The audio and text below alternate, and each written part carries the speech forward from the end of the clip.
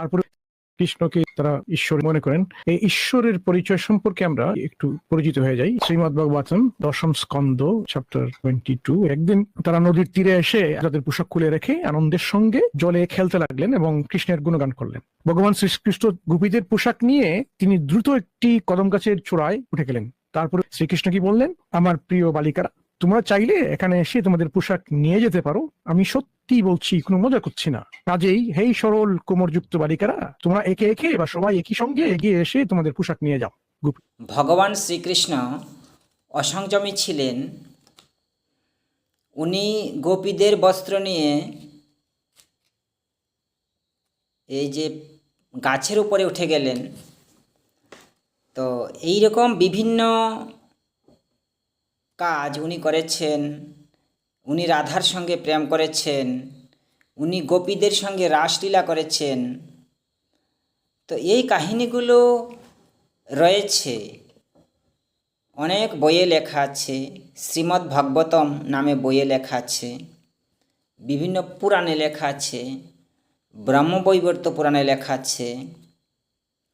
তো এই কাহিনীগুলো দিয়ে শুনে মনে হয় যে ভগবান শ্রীকৃষ্ণ এমন লোক ছিলেন, অত্যন্ত সাধারণ মানুষ ছিলেন, ভগবান হওয়ার যোগ্য নন উনি।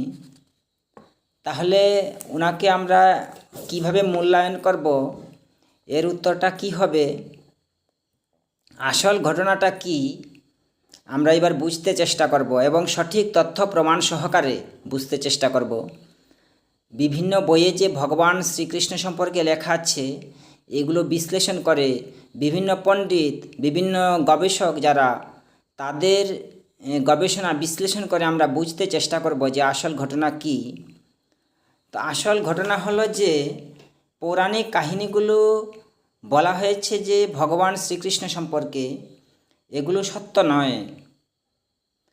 এগুলো সত্য নয় কিভাবে বুঝবো, এর প্রমাণটা কি? আর পৌরাণিক কাহিনী কবে লেখা হয়েছে? তো পৌরাণিক কাহিনীগুলো লেখা হয়েছে বা পুরাণ লেখা হয়েছে, যেটাকে আমরা পৌরাণিক যুগ বলি, এটা হলো এখন থেকে 1200 বৎসর আগে থেকে শুরু করে 1500 বৎসর আগে, এই সময়ের মধ্যে হলো পুরাণ লেখা হয়েছে। আর গবেষকরা বলেন যে ভগবান শ্রীকৃষ্ণের জন্ম হয়েছে এখন থেকে 3 থেকে 3500 বছরের ভিতরে।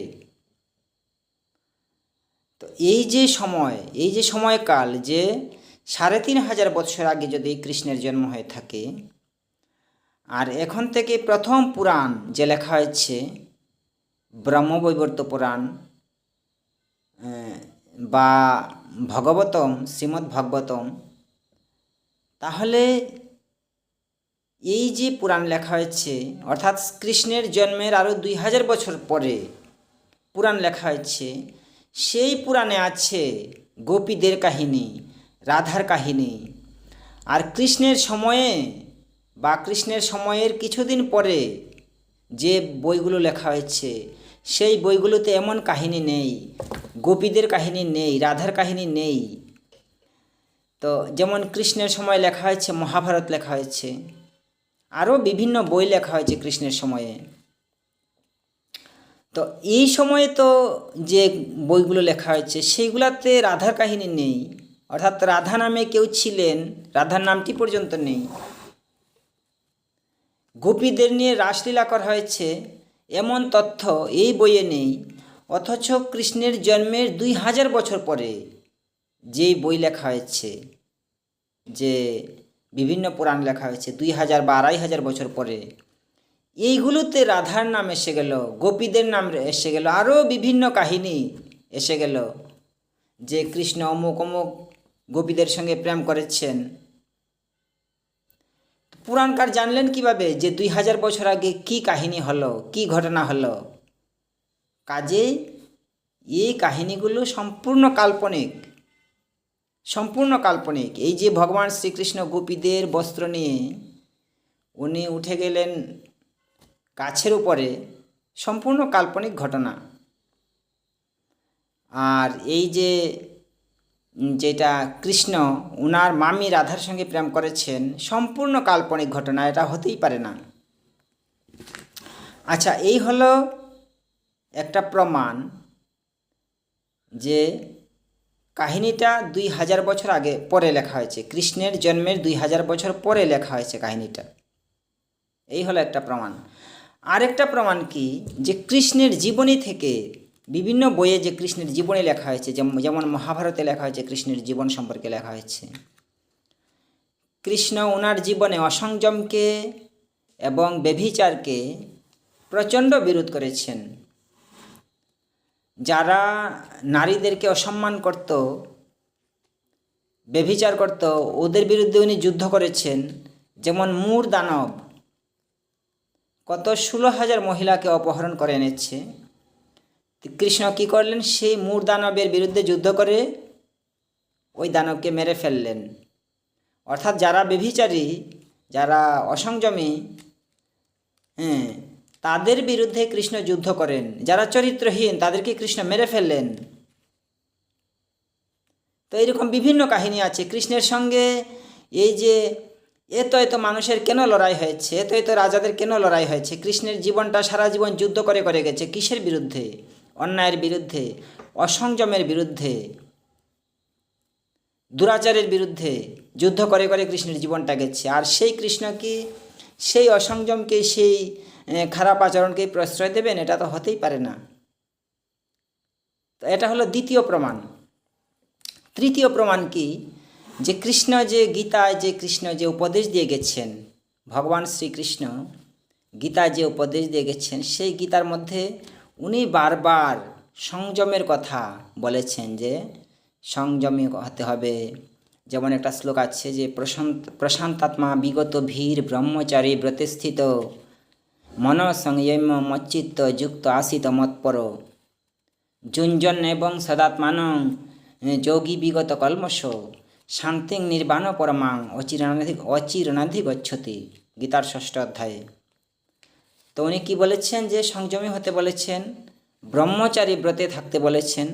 এই শ্লোকে উনি বলেছেন যে প্রশান্তাত্মা বিগত ভীর ব্রহ্মচারী ব্রতে স্থিত, অর্থাৎ মনকে শান্ত রাখবে, ভয়শূন্য রাখবে, ব্রহ্মচারী ব্রতে থাকবে, এবং এইভাবে তুমি বসে বসে সাধনা করবে। সাধনা করে কি ধীরে ধীরে পরম শান্তির পথে এগিয়ে যাবে।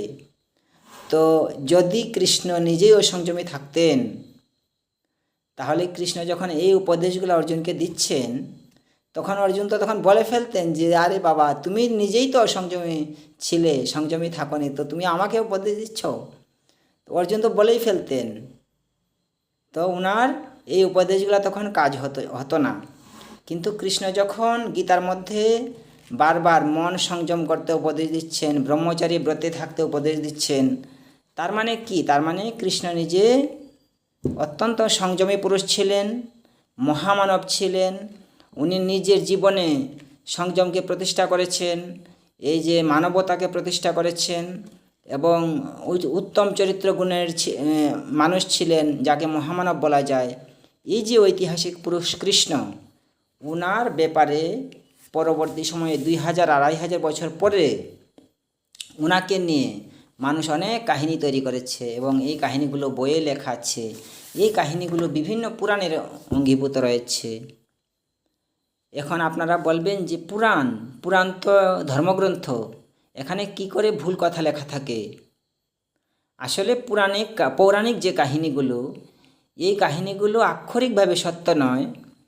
এই কাহিনীগুলোতে বিভিন্ন কাহিনী বলে সাংকেতিকভাবে অন্য বিভিন্ন কথা বোঝাতে চেষ্টা করা হয়েছে।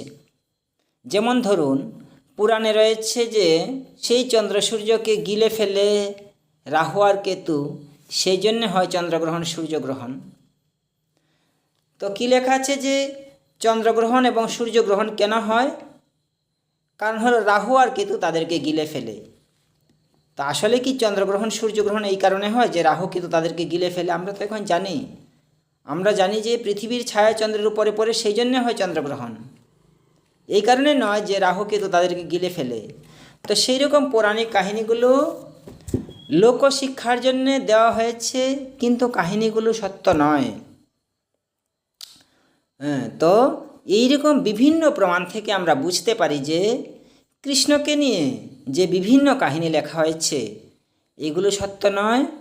কৃষ্ণ একজন মহামানব ছিলেন, একজন মহাপুরুষ ছিলেন। ঈশ্বরত্বের সমস্ত গুণ কৃষ্ণের মধ্যে ছিল, ভগবানের সমস্ত গুণ কৃষ্ণের মধ্যে ছিল।